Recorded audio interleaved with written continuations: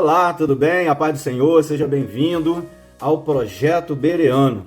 Lembra que foi anunciado, a gente tem anunciado nas plataformas, e hoje a gente está dando o nosso pontapé.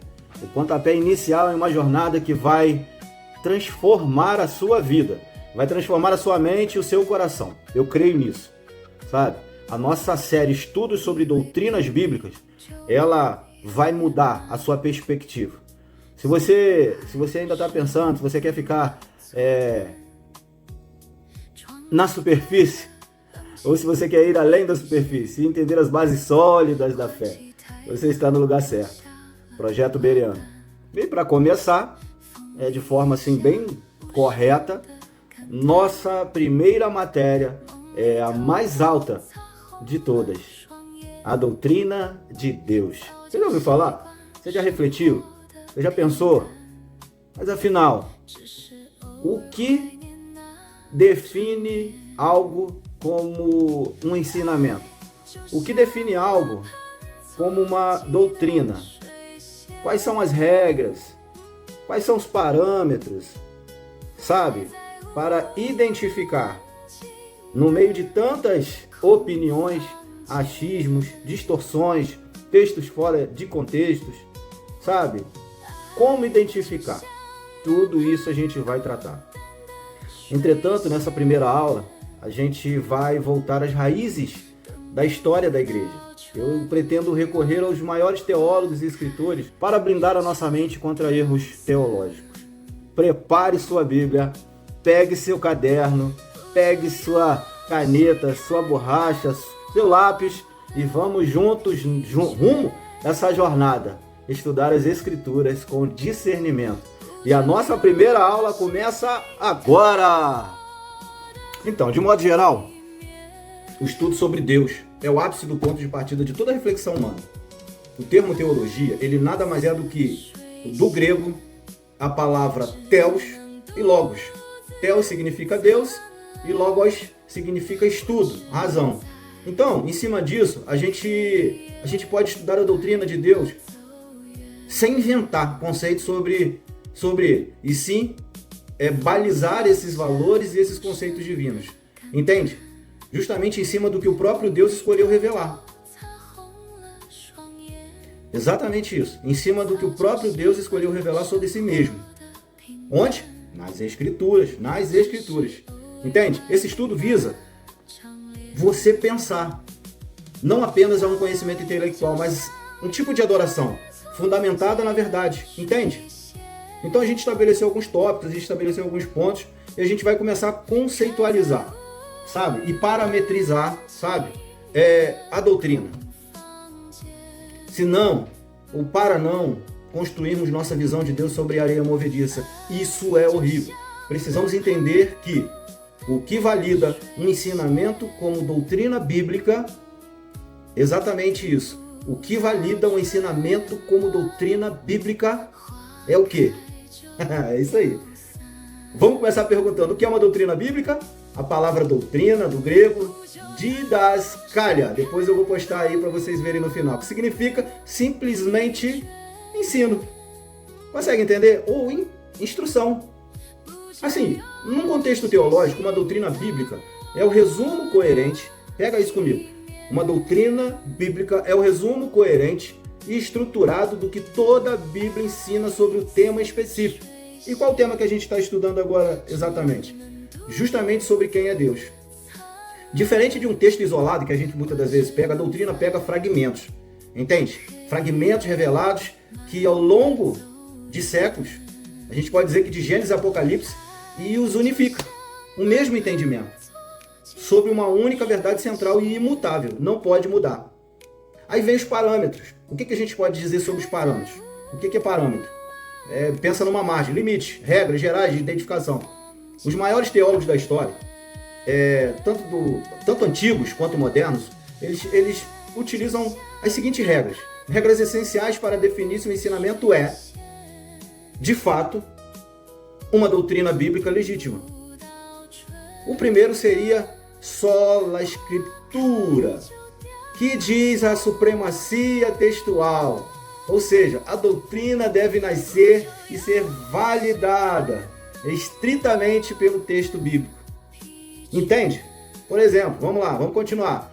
Tradições, visões ou filosofias humanas não têm a menor autoridade para criar uma doutrina. Esse é o primeiro ponto. Aí vamos analisar a analogia da fé, ou seja, a unidade bíblica. A gente pode pensar em unidade bíblica. A Escritura interpreta a própria Escritura. Mas o que isso significa? Uma doutrina, ela não pode ser baseada em um único versículo isolado. Se ele contradisser o restante da revelação, se ele não tiver linkado no restante da revelação bíblica, está errado. Ele precisa fazer sentido. Ele precisa fazer sentido num todo. Vamos botar que seja num painel completo da Bíblia. Entende? E a gente pode falar também sobre análise gramatical, ou gramático histórico, que a gente chamaria de exegese. O que significa isso? Extrair o significado original do texto, considerando, olha só, considerando o idioma em que foi escrito. Qual idioma que foi usado na Bíblia? Hebraico, fale comigo, aramaico e grego. E o contexto da época que eles viviam. A gente não pode inventar o significado. Nós o descobrimos. Podemos falar também sobre a universalidade e a relevância contemporânea. É aplicação. Como define o teólogo? A gente tem um teólogo, como é que chama? Weingarten, falando sobre teologia sistemática. Weingarten, isso mesmo. O que a Bíblia inteira nos ensina hoje sobre determinado assunto? Ele deixa essa pergunta é crucial em seu livro. Então ele quer dizer que a doutrina precisa ser aplicável e coerente para a igreja, em qualquer época. Entende? Assim como Deus é atemporal, ela precisa ser assim. Aí vem outros porquês. Por exemplo, a gente precisa definir quem institucionalizou essa forma de identificar. Com certeza, né? A gente sabe que a Bíblia, ao longo dos anos, ela não era assim. Era um texto corrido direto. Então, esse processo de organização, presta atenção no que eu estou falando, não aconteceu do dia para a noite. Isso aí não foi reinventou a roda. Não foi do dia para a noite. Mas foi o amadurecimento das pessoas. O amadurecimento por necessidade. Aí surgiram grandes mentes em 3 grandes períodos históricos. Quais são eles? A gente pode trazer uma conotação, a gente pode falar dos pais da igreja, século II a século IV, século II a século IV. Homens assim como Irineu de Lyon e Anastácio de Alexandria foram os primeiros a lutar contra o quê? Heresias. A gente depois vai contextualizar isso. Eles criaram a chamada regra de fé. Regula fidei. O que quer dizer? Que funciona como um teste. Se um novo ensino não estivesse alinhado com o testemunho apostólico, está conseguindo entender? E os textos que hoje formam o Novo Testamento, no caso, eram o quê? Descartados. Foi nessa época que se formularam os credos ecumênicos, como o credo apostólico e o credo de Nicéia, que também é outra parte linda da história do cristianismo, estabelecendo as primeiras grandes fronteiras, limites, margeando, parametrizando, doutrinárias. A gente vem depois pensar em Agostinho, Aurélio Agostinho, que viveu entre 354 a ano 400 depois de Cristo. Sua obra sobre a doutrina cristã, traduzido, Santo Agostinho lançou as bases da hermenêutica, ou seja, o método, a forma, a ciência da interpretação dos textos. Pensa naquelas redações que a gente não consegue interpretar, e ele traz a regra. Ele definiu as regras de como ler sinais e símbolos na Bíblia. E como a teologia deve usar a razão submetida à fé. Submetida, meus irmãos, submetida. Sabe? E depois vem assim, a gente pode citar João Calvino e os reformadores no século XVI. Quem não ouviu falar em João Calvino?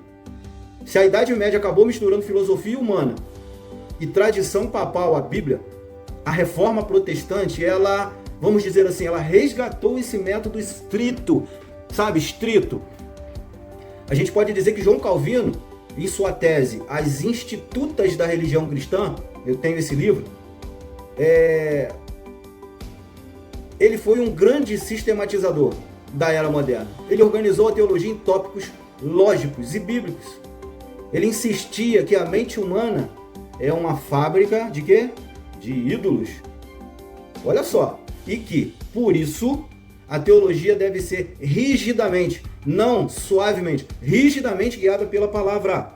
Rigidamente. Olha só. Ou seja, olha como é que a gente pode perceber. Uma doutrina bíblica, ela difere da doutrina de costumes, de regras humanas, sobre roupas e comportamentos. A doutrina bíblica lida com verdades eternas sobre a natureza de Deus, a salvação e o destino da humanidade. Consegue entender? Olha só. Então, acho que deu para entender o que é doutrina, para a gente de fato começar a estudar, mergulhar na doutrina de Deus. Tem pontos maravilhosos e eu quero que você nos acompanhe, tá? Fica com Deus e vamos para o próximo bloco, tá?